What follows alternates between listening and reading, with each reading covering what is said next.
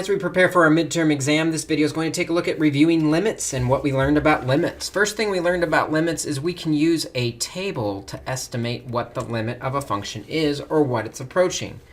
So if I have the limit as x approaches 2 of x minus 2 over x squared minus x minus 2, I can make a table to figure out what this is getting close to.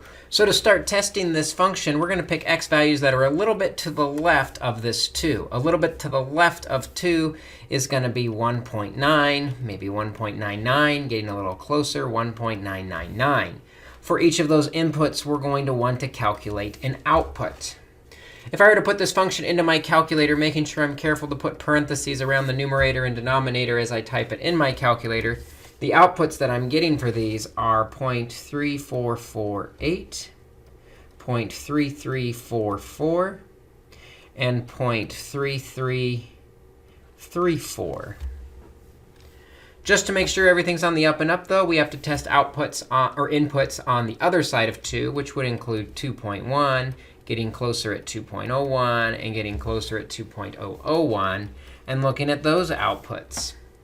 And when I do that on my calculator, I get 0.3226, I get 0.3322, and I get 0.3332. And what we notice is these are getting closer and closer on both sides to 0.3333, or 1/3. So we can conclude from the table, it seems this limit is equal to 1/3. We could also find the limits from a graph. Let's say I've got this simple graph here. 1, 2, 3, 4 with a -1, and 1, 2, 3, 4. We're going to put an open dot at 1 and a closed dot at 3 on the y-axis. I'm going to also put a closed dot at 1, 2, an open dot at 1, 1, and a closed dot at 3, 0. And I'm going to come in with a parabola-looking thing, and then I'm just going to connect with a straight line. From here, we should be able to find the limit as x goes to 0 of the function. Now, when we say the limit as x goes to 0, we mean when the x value is close to 0, what is the graph close to? And we see on the left and right side, it's getting close here to a height of 1. So we will say the limit at 0 is 1. Notice that's different than just asking what f of 0 is, because f of 0 wants to know where the point at 0 is. And in this case, the point is up here at 3.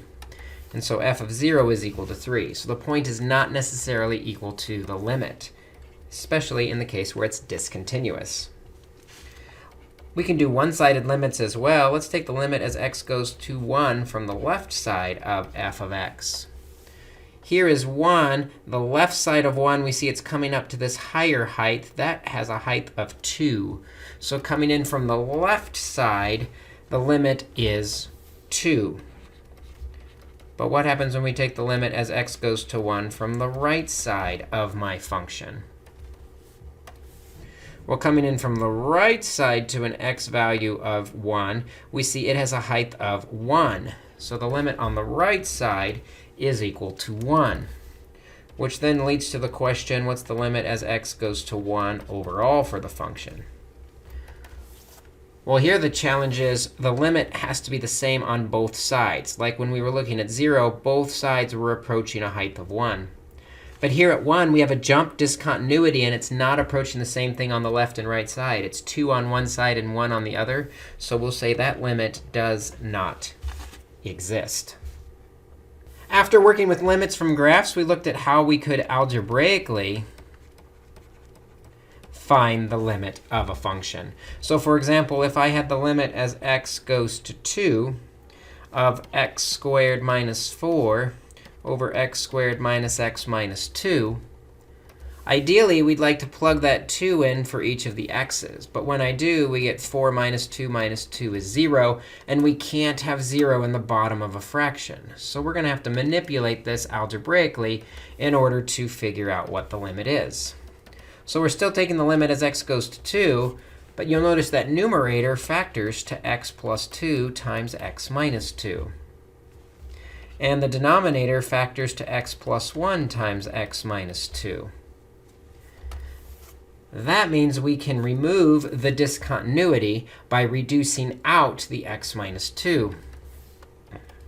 When we do that, we're left with the limit as x goes to 2 of x plus 2 over x plus 1. And now we can actually plug that 2 in for each of the x's. And when we do, we get 2 plus 2 over 2 plus 1, which is 4/3 for our limit. That was our quick video review of limits. Our next video is going to take a look at a review of all of our derivative rules.